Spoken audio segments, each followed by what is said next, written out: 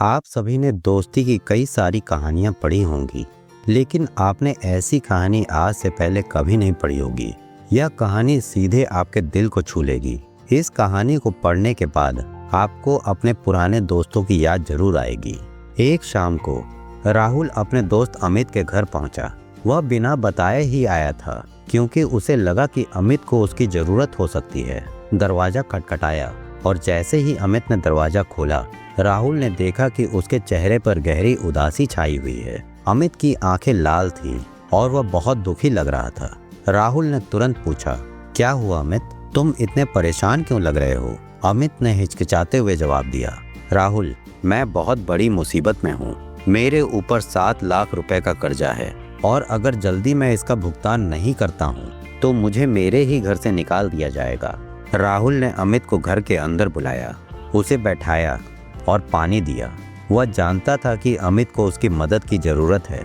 उसने कहा, तुम चिंता मत करो अमित, मैं तुम्हारी मदद करूंगा। राहुल ने अमित को आश्वासन दिया कि वह उसकी मदद करेगा। उसने कहा, तुम डरो मत अमित, मैं तुम्हारे लिए कुछ करता हूँ। राहुल ने अपनी पत्नी को दूसरे कमरे में बुलाया और उसे स्थिति समझाई। उसने अपनी पत्नी से कहा, हमें अमित की मदद करनी है। उसके ऊपर 7 लाख रुपए का कर्जा है और अगर हम उसकी मदद नहीं करेंगे तो उसे बहुत बड़ी मुसीबत का सामना करना पड़ेगा। राहुल की पत्नी ने बिना किसी हिचकिचाहट के अपने सारे कीमती जेवर उसे दे दिए। राहुल ने भी अपने बचत के सारे पैसे जोड़े, लेकिन फिर भी कुछ पैसे कम पड़ गए। उसने अपने रिश्तेदारों से उधार लेकर पूरे 7 लाख रुपए जुटा दिए। जब अमित को पैसे मिल गए तो उसका चेहरा खुशी से चमक उठा। वह राहुल को धन्यवाद देते हुए बोला, तुमने मेरी जान बचा ली राहुल, मैं तुम्हारा यह एहसान कभी नहीं भूलूंगा। राहुल ने मुस्कुराते हुए कहा, यह तो दोस्ती का फर्ज है अमित, तुम चिंता मत करो, धीरे धीरे सब ठीक हो जाएगा। अमित खुशी खुशी वहाँ से चला गया, लेकिन राहुल के चेहरे पर एक अजीब सी उदासी छा गई। वह अपने दोस्त की मदद तो कर चुका था, लेकिन उसके मन में एक गहरी पीड़ा थी। अमित के जाने के बाद राहुल फूट फूट कर रोने लगा। उसकी पत्नी ने उसे रोते हुए देखा तो वह हैरान रह गई। उसने राहुल को चुप कराने की कोशिश की, लेकिन राहुल का रोना बंद नहीं हुआ। पत्नी ने पूछा,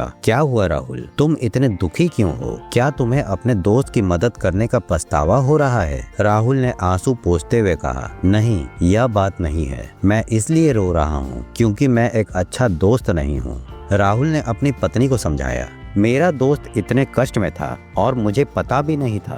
अगर वह मेरे घर पर मदद मांगने नहीं आता तो मुझे कभी भी पता नहीं चलता कि वह इतना दुखी है। मैं उसकी परेशानी को समझ नहीं पाया। मैं एक अच्छा दोस्त नहीं हूँ। राहुल की पत्नी ने समझाया, तुमने उसकी मदद की है, यही बड़ी बात है। लेकिन तुम्हें यह सबक मिल गया है कि दोस्ती सिर्फ मदद करने की नहीं, बल्कि दोस्त की परेशानी को समझने की भी होती है। राहुल ने सोचा कि दोस्ती सिर्फ मदद करने तक सीमित नहीं है, उसे अपने दोस्त की जरूरतों और परेशानियों को समझना चाहिए। उसने अमित को फोन किया और उससे बात की। उसने पूछा, अमित, तुम ठीक हो ना? क्या तुम्हें और किसी चीज की जरूरत है? अमित ने कहा, नहीं राहुल, तुमने मेरी जान बचा ली है, मैं तुम्हारा शुक्रगुजार हूँ। राहुल ने कहा, अमित, दोस्ती सिर्फ मदद करने की नहीं होती, यह एक दूसरे की परेशानियों को समझने की भी होती है। मैं तुम्हारा अच्छा दोस्त बनना चाहता हूँ। राहुल ने अमित के साथ अपनी दोस्ती को नए सिरे से शुरू किया। वह अब अमित की हर छोटी बड़ी परेशानियों को समझने की कोशिश करता था। उसने सीख लिया था कि दोस्ती सिर्फ जताने की नहीं, बल्कि निभाने की चीज होती है। अमित भी राहुल की मदद के लिए हमेशा तैयार रहता था। दोनों की दोस्ती और भी मजबूत हो गई। राहुल ने इस घटना से बहुत कुछ सीखा। उसने समझा कि दोस्ती सिर्फ खुशियों में साथ निभाने की नहीं, बल्कि मुसीबतों में एक दूसरे का साथ देने की भी होती है। उसने अपने दोस्त की परेशानी को समझा और उसकी मदद की। राहुल ने सोचा, दोस्ती कोई जताने वाली नहीं, बल्कि निभाने वाली चीज होती है। अगर आपको कहानी पसंद आई तो चैनल को सब्सक्राइब और शेयर जरूर करें।